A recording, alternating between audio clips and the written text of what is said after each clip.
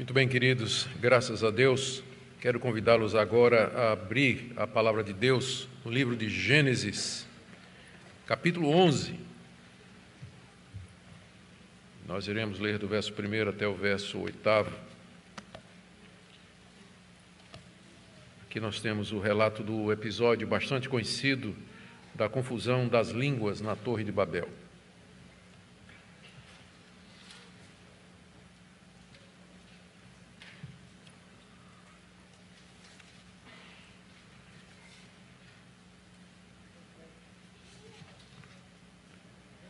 Ouçamos a leitura. Em toda a terra havia apenas uma língua e uma só maneira de falar. Os homens partiram do Oriente e encontraram uma planície na terra de Sinar e habitaram ali. E disseram uns aos outros: venham, vamos fazer tijolos e queimá-los bem.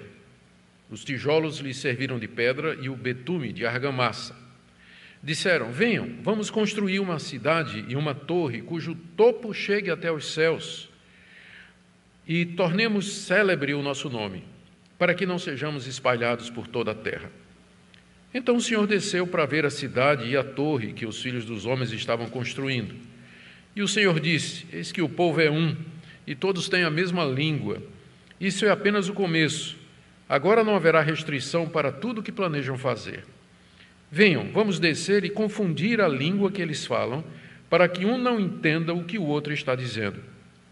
Assim o Senhor os dispersou dali pela superfície da terra, e pararam de edificar a cidade. Por isso a cidade foi chamada de Babel, porque ali o Senhor confundiu a língua de toda a terra, e dali o Senhor os dispersou por toda a superfície dela. Até aqui o verso 9, a leitura da palavra de Deus. Oremos mais uma vez, queridos, dessa feita pela iluminação do Espírito Santo. Diante da Tua palavra, Senhor, pedimos que Teu Espírito, que a inspirou, também nos ilumine na compreensão do seu significado, da sua aplicação para os nossos dias. Dê que a exposição da Tua palavra traga luz, abre os nossos olhos para vermos as maravilhas da Tua lei. É o que nós te pedimos, em nome de Jesus. Amém. Amados, no capítulo anterior nós vimos o catálogo das nações, que é todo o capítulo 10 do livro de Gênesis, que é aquele registro que Moisés fez de como as nações se espalharam por toda a terra a partir dos 3 filhos de Noé, Sem, Cã e Jafé. Moisés queria também mostrar como o mandato de Deus para que a humanidade se multiplicasse e enchesse a terra estava se cumprindo. E Moisés também tinha um outro objetivo, que era mostrar a origem daqueles povos que eram inimigos dos israelitas e que durante toda a sua história haveriam de se opor a eles. E de todos estes inimigos, sem dúvida, os mais próximos, os mais ferrenhos, eram os cananeus, descendentes de Cã e de Canaã em particular, e que moravam na terra que Deus havia dado a Israel como herança, que estava do outro lado do rio e que eles tinham que conquistar. Mas o catálogo das nações, do capítulo 10, especialmente prepara o cenário para a chamada de Abraão, que vai acontecer no capítulo 12. Hoje nós veremos um episódio que cronologicamente aconteceu antes, que é a Torre de Babel e a confusão das línguas. A sequência histórica seria o capítulo 11 e depois o capítulo 10. Mas porque Moisés queria ligar Noé sem diretamente Abraão, ele antecipa a dispersão dos filhos de Noé, para depois dar a explicação daquilo que ele no capítulo 10 chama de segundo as suas famílias, segundo as suas línguas. De onde é que vieram essas línguas? A resposta, então, está aqui no capítulo 11, quando ele faz essa narrativa do que aconteceu naquela cidade. Esse episódio que nós temos aqui, de Babel, provavelmente aconteceu durante o tempo de Peleg, no capítulo 10, no verso 25, quando é dito: a Éber nasceram 2 filhos. O nome de um foi Peleg, que significa divisão, porque em seus dias se repartiu a terra ou a humanidade. Então, pode ser aqui, isso que nós vamos ler aqui no capítulo 11, ele pode ter acontecido nesse espaço de tempo aqui narrado no capítulo 10, quando Peleg nasceu e durante o tempo da vida dele houve essa confusão de línguas, e registrando então esse momento, né, o pai lhe dá o nome de Peleg. Esse episódio aqui, ele fornece a explicação para o surgimento dos diferentes idiomas que Moisés já tinha mencionado no capítulo 10, e ele tem mais propósitos do que somente estes, como nós veremos. É um capítulo surpreendente, ele tem lições muito importantes e é extremamente atual, como eu quero mostrar para os irmãos. Nós vamos então ver o registro da migração dos filhos de Noé, que vai aí do verso 1 até o verso 2. Depois, a decisão dos homens de fazer uma ordem mundial centrada na autonomia humana, que vai do verso 3 até o verso 4. Depois, a avaliação que Deus fez do que os homens estavam fazendo e o seu juízo. E do verso 8 até o verso 9, Deus espalha esses homens por toda a superfície da terra. E nós terminaremos com algumas aplicações. Em primeiro lugar, então, o registro que Moisés faz da migração dos filhos de Noé, versos 1 a 2. Em toda a terra havia apenas uma língua e uma só maneira de falar. Os homens partiram do Oriente, encontraram uma planície na terra de Sinar e habitaram ali. Em toda a terra havia apenas uma língua e uma só maneira de falar. Moisés aqui está se referindo àquele tempo quando os filhos de Noé saíram da arca e começaram a se espalhar pelo mundo novo. Todos eles falavam aquela mesma língua que era falada por Adão e que era falada antes do dilúvio, que continuou a ser falada depois do dilúvio. Não sabemos que língua era essa.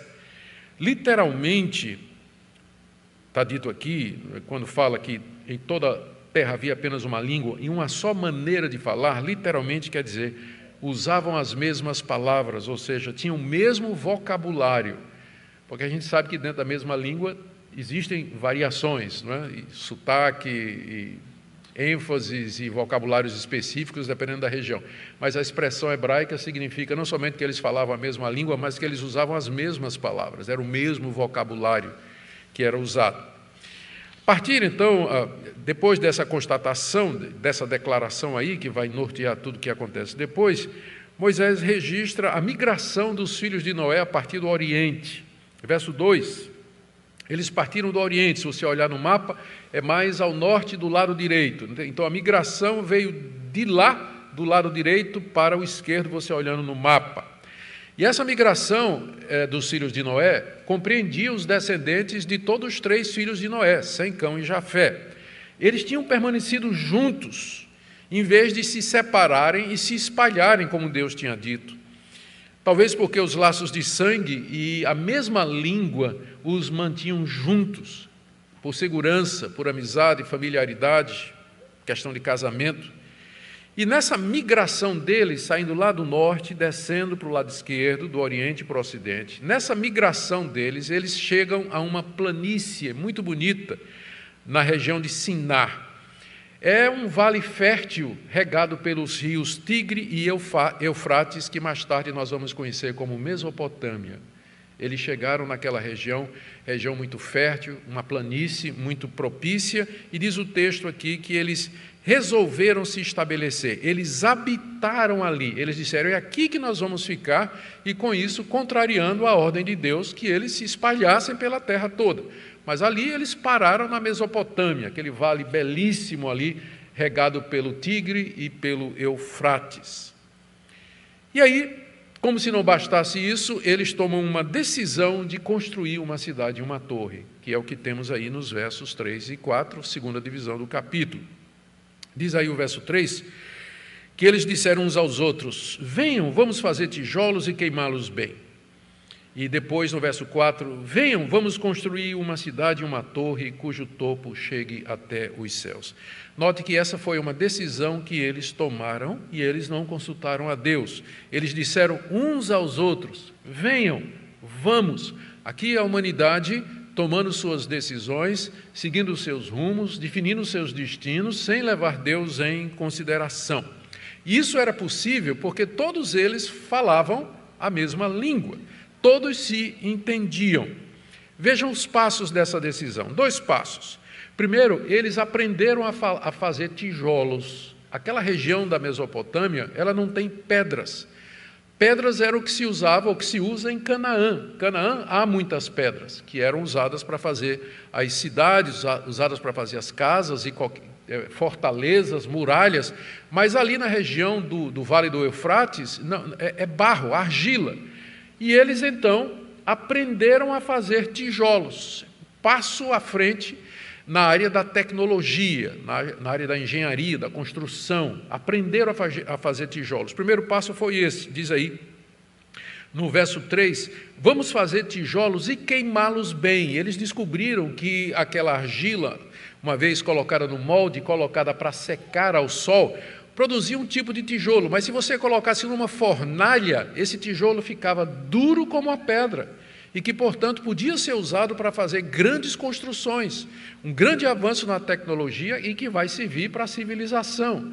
Então, esse foi o primeiro passo. Uma vez que eles se viram capazes, dominando a ciência e a tecnologia, de avançar, eles tomam a segunda decisão de fazer uma cidade, já que agora eles têm as pedras, né, o tijolo, o material necessário para isso. Faltava a argamassa, naturalmente, mas aquela região é muito rica em betume, que é asfalto, brota, né, borbulha da terra. E eles então aprenderam a usar o asfalto no lugar de cimento. O asfalto, o betume, vai servir de argamassa. Então, eles começaram a dominar essa área. E o que é que nos impede de ficar aqui e vamos fazer uma grande cidade, e não somente uma cidade, eles disseram, vamos construir nela uma torre cujo topo chegue até os céus, tão alta que chegue aos céus. Aqui não deve ser entendido literalmente, não é? É claro, eles não tinham a pretensão de construir uma torre tão alta que fosse subindo e chegasse lá no céu. Aqui é uma expressão para dizer que ela fosse o mais alto possível, que se confunda até com as nuvens, ou que chegue o mais alto, a ponto de ser vista por qualquer pessoa que adentre aqui a planície. Seria a torre mais alta que já havia sido feita. O objetivo deles, uma vez que até agora a gente não percebe qual seria o mal, não é? Deus mandou que a humanidade se desenvolvesse, que ela dominasse a natureza, e como parte do domínio da natureza, consistia a isso de saber conhecer os materiais, manipular os materiais e usá-los para o bem. Então, o que mal haveria em desenvolver uma tecnologia de fazer pedras, de usar argamassa e construir uma cidade? O problema não era isso em si, mas a intenção. Por que é que eles queriam parar ali, fazer uma cidade e uma torre que chegasse aos céus? São dadas duas razões aqui. A primeira, que está aí no verso 4, diz assim, e tornemos célebre o nosso nome. Vamos tornar o nosso nome célebre. Literalmente, no hebraico, está dito assim, vamos fazer um nome para nós, vamos adquirir um renome para nós construindo essa cidade, para que nós fiquemos conhecidos como aqueles que fizeram a grande cidade e a grande torre. Em outras palavras, vamos nos organizar aqui e vamos estabelecer a nossa autoridade, vamos construir uma civilização baseada em nosso poder, em nosso domínio, e vamos nos definir, vamos pegar um nome para nós é que vamos nos definir, em vez de Deus nos definir.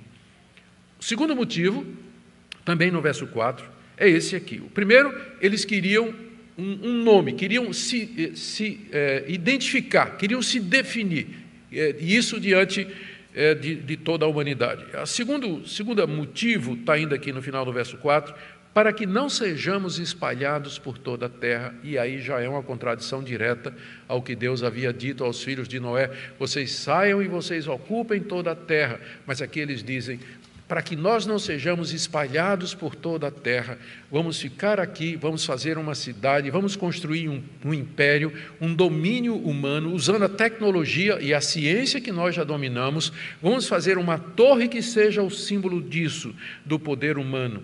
Vamos nos unir e criar uma ordem mundial, seremos um único governo, seremos uma única nação. Soa familiar? Sempre foi assim, gente. A gente fica escutando as notícias de hoje A gente fica todo mundo assustado, né? Sempre foi assim. Desde lá o paraíso, desde o jardim do Éden, quando o homem e a mulher queriam ter conhecimento e ser semelhantes a Deus e definir o seu próprio destino. Nós sabemos, pelo relato de Moisés, no catálogo das nações, que esse movimento foi liderado por Nimrod. Veja, voltando agora para o capítulo 10, a partir do verso 6. Os filhos de Cam foram Cuxi, Mizraim, Put e Canaã. Os filhos de Cuxi foram Sebá, Avilá, Sabtá, Ramá e Sabtecá. E os filhos de Ramá, Sabá e Dedã. Cuxi gerou Nimrod, que começou a ser poderoso na terra. Foi valente caçador diante do Senhor, daí dizer-se, como Nimrod, poderoso caçador diante do Senhor. O princípio do seu reino foi Babel, que é essa cidade aqui, Ereque, Acade e Calné, na terra de Sinar, ou Mesopotâmia, conforme nós já dissemos. Daquela terra foi para a Síria, etc, etc, etc. Então, o provável líder desse movimento era um descendente de Cã, não de Canaã, mas de Cã, via Cuxi, que era Nimrod, esse poderoso caçador, esse homem de grande fama e de grande autoridade, e ele encaixa bem na descrição que nós temos aqui da Torre de Babel, o desejo dele de construir um domínio, ter um império, uma ordem mundial que fosse baseada na tecnologia, na ciência que eles tinham dominado, aprendido a usar, e que estabelecesse um nome para eles, e Deus está completamente de fora aqui, inclusive abertamente eles desafiam a Deus, dizendo, nós não seremos espalhados pelo mundo como Deus disse. Como eu disse, qual era o problema em si? O que estava errado em construir cidades e torres? No contexto, tudo isso vai contra a ordem divina e as intenções eram profundamente ímpias, conforme nós já vimos aqui. E quanto à torre, nós vamos receber alguma ajuda da arqueologia. As escavações modernas na região da Babilônia, bem como seus escritos antigos, identificam essa torre como um zigurate. Você já deve ter ouvido isso nas aulas de história e geografia, na escola, na universidade. O zigurate era uma torre grande e alta na forma de uma pirâmide com níveis. Ela era feita com vários andares e lá no último andar, lá no topo, havia um pequeno santuário e havia uma escadaria muito extensa pelos lados do zigurate para que os homens subissem para se encontrar com Deus e para que os deuses descessem para entrar no templo que ficava na base do zigurate. Ao redor do zigurate eram feitas casas para o rei, sacerdotes e exército, e a cidade era construída ao redor com muralhas para proteção. Os zigurates eram muito comuns na antiga Mesopotâmia e Suméria. Ainda hoje nós temos restos desses zigurates e alguns muito bem preservados. E alguns estudiosos acham que o zigurate é o deus Marduk, na Babilônia, que tem 90 metros de altura, pode ter sido a nossa famosa Torre de Babel. É bem provável, então, que essa torre que os homens quiseram construir fosse um dos primeiros zigurates da Babilônia. Os homens haviam rejeitado Deus de uma vez, mais uma vez, haviam inventado deuses, haviam criado religiões, especialmente almejavam ser deuses. Almejavam chegar ao topo dos céus e se tornar como deuses, governar sua história, e a cidade e a torre seria o símbolo do governo humano unificado, em contraste com aquilo que Deus tinha dito: vocês têm que se espalhar e dominar a terra, cultivá-la, dominá-la, conhecer toda a criação. O pecado deles, portanto, em construir a cidade e a torre foi esse aqui. Uma expressão da rebelião que eles tinham no coração contra o Deus verdadeiro, uma afirmação da autonomia humana de poder chegar aos céus pelos seus próprios esforços e conhecimento e assumir o lugar de Deus, fixar o seu nome diante dos homens e garantir a imortalidade deles, formar uma grande cultura, uma civilização centrada no homem, com a ajuda da ciência e da tecnologia, desobedecer à ordem de Deus de se espalhar pela terra e se fixar ali e não encher a terra, e criar esse governo mundial onde o homem fosse o seu próprio Deus. Esse é o pecado de Babel. Esse é o pecado da construção da cidade, esse é o pecado da construção daquela torre. Mas a coisa não para aí. nós lemos aí do verso 5 a 7, que Deus desce para ver o que é que os homens estão fazendo. Até agora Deus não apareceu na narrativa, né? Ele está quieto, só olhando, mas agora é o momento que ele entra em cena. A partir do verso 5, então o Senhor desceu para ver a cidade e a torre que os filhos dos homens estavam construindo. Eles esqueceram quem era o Deus verdadeiro, Criador de todas as coisas e juiz de todos. Esqueceram que eles eram apenas, olha como o texto trata eles, filhos dos homens. Deus desceu para ver o que os filhos dos homens estavam fazendo. É isso que eles eram, filhos dos homens. Eles não eram nem os homens originais, já eram filhos, né? Filhos dos filhos dos filhos. É uma expressão bíblica para designar a condição frágil da raça humana, arrogantes e cegos para o seu estado. E o que eles estavam fazendo e os motivos despertou a atenção de Deus. Então, por isso tem um então aí, não é? Então, o Senhor Deus desceu. Porque lá de cima onde Deus estava, a torre não parecia tão grande assim. Olha a ironia, vamos fazer uma torre que chega aos céus. E Deus lá do céu olhou e disse, eu vou descer para ver, porque daqui de cima eu não estou vendo nada. Não é? Olha a ironia do texto, né? Deus desceu para ver. Eles vão fazer uma torre que chega até os céus. E lá dos céus Deus disse, o que é que eles estão fazendo? Não consigo enxergar. Eu vou dar uma chegadinha mais perto, né? Para dar uma olhada. A outra ironia é que eles se imaginavam subindo, veja a ironia do texto, eles se imaginavam subindo até o céu, quando de repente é Deus que está descendo, né? Deus está vindo, Deus saiu do lado de cima e Deus desceu. Claro, nós não vamos entender isso aqui literalmente, né? No sentido de que Deus assumiu uma forma humana e ele desceu e habitou, andou lá no meio das construções e viu. Não, isso é mais um daqueles antropomorfismos que nós encontramos na Bíblia, que são instâncias em que as ações de Deus são descritas como se ele fosse uma pessoa, para que nós possamos compreender. O ponto é que Deus desceu para ver as construções e para ver a cidade e para ver a torre, não é? É uma surpresa, é algo com que os homens não contavam. Eles tinham feito os planos direitinho. Nós vamos fazer tijolo, nós temos a argamassa aqui, está aqui a planta da cidade, o nosso zigurate vai ser até os céus, está planejando, mas não contavam com o fator Deus, né? Não imaginavam que não é bem assim, que há um Deus no controle de todas as coisas e que domina sobre tudo e todos. Diz o texto aí que Deus desceu, ele viu as construções, viu a cidade, a torre, os trabalhos sendo feitos, sondou o coração, está aí no verso 5, e Deus fez uma análise que está aí no verso 6. Eis que o povo é um, e todos têm a mesma língua. Isso é apenas o começo, agora não haverá restrição para tudo o que planejam fazer. A análise de Deus foi, primeiro, que o povo era um, de fato era mesmo, eram todos descendentes de Sem, Cão e Jafé, estavam todos unidos ali. Eles falavam a mesma língua, apesar de serem semitas, camitas e jafetitas, mas eles haviam se unido para se rebelar contra o Senhor Deus, e o fato de falarem a mesma língua permitia que eles estabelecessem esse reinado mundial centrado no homem. Isso era apenas o começo da rebelião do homem contra Deus. A partir da construção da cidade e da torre, eles ficariam encorajados a continuar nos seus planos e o próximo passo seria tirania.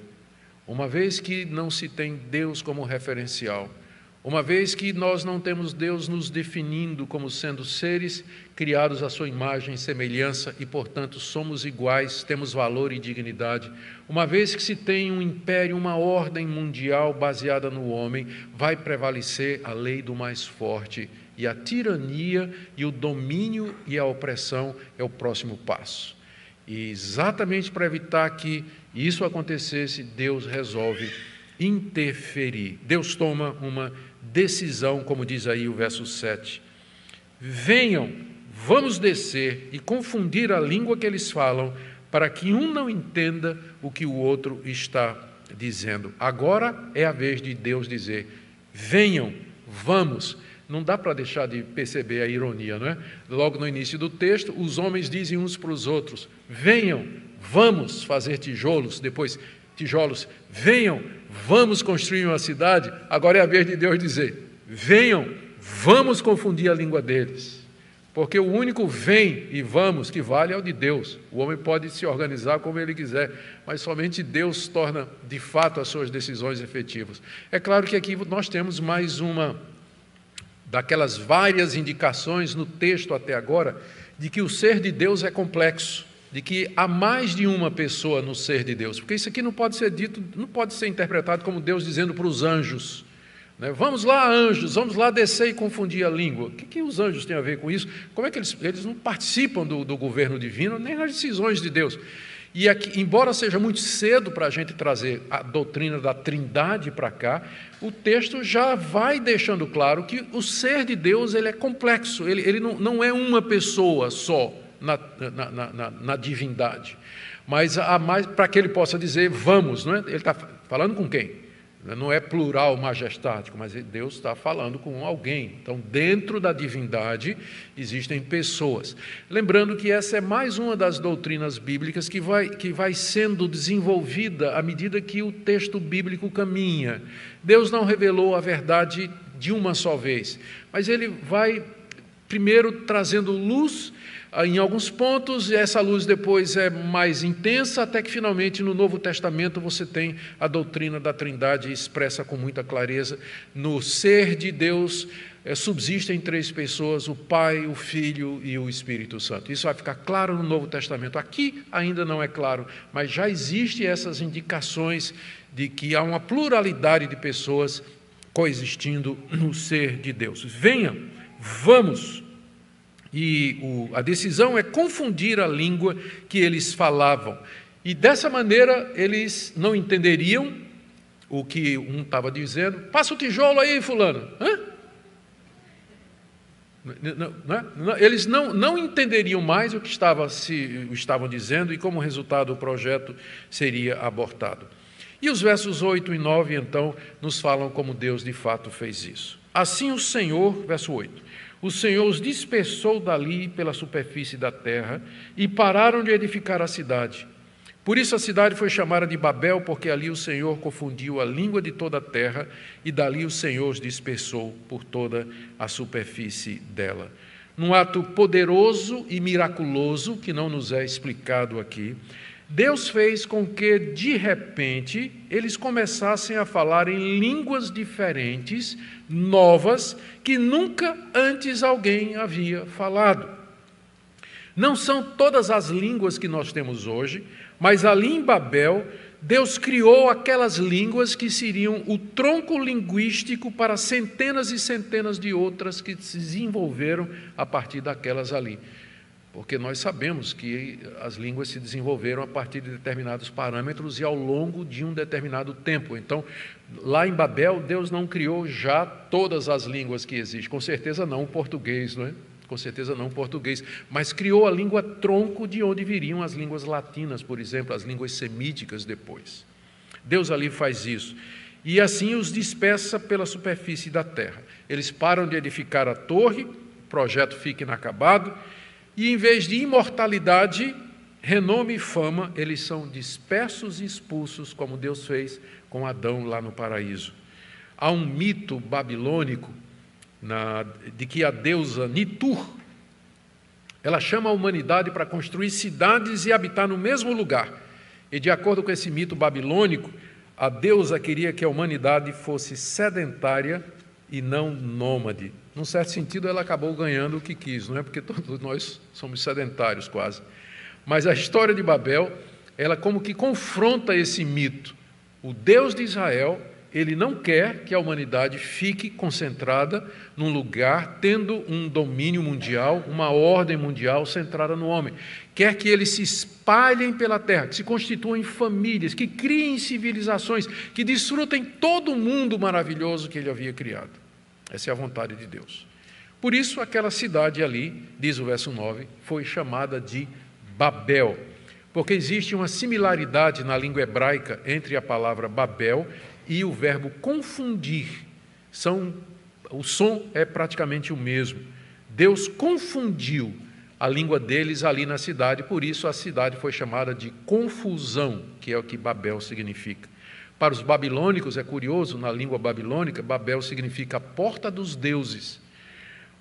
E mais tarde, Babel vai se tornar a grande Babilônia, que no Antigo Testamento e do Novo é o símbolo do poder mundial humano inimigo de Deus. E assim Deus reverte o habitaram ali, do verso 2. E esse é o pano de fundo para o catálogo das nações, do capítulo 10, onde nós tínhamos lido a respeito de que os filhos de Noé se espalharam pela terra, cada qual segundo a sua língua, segundo as suas famílias, em suas nações, depois do episódio da Torre de Babel. Muito bem, gente, chegamos aqui então à grande questão, né? O que é que Moisés queria ensinar com essa passagem, além de explicar aos israelitas a origem das línguas tão diversas e distintas faladas pelas nações, pelos povos ao redor de Israel? Creio que Deus queria, primeiro, Moisés queria, mais uma vez, expor diante dos israelitas a natureza humana, coisa que ele faz até aqui, até o capítulo 11, vários eventos. Expor o espírito arrogante e independente do homem depois da queda e mesmo depois do dilúvio. Apesar de todas as oportunidades que Deus deu à humanidade depois da queda e depois do dilúvio, a humanidade continua irremediavelmente voltada para o mal. Noé se embebeda e fica nu dentro da tenda.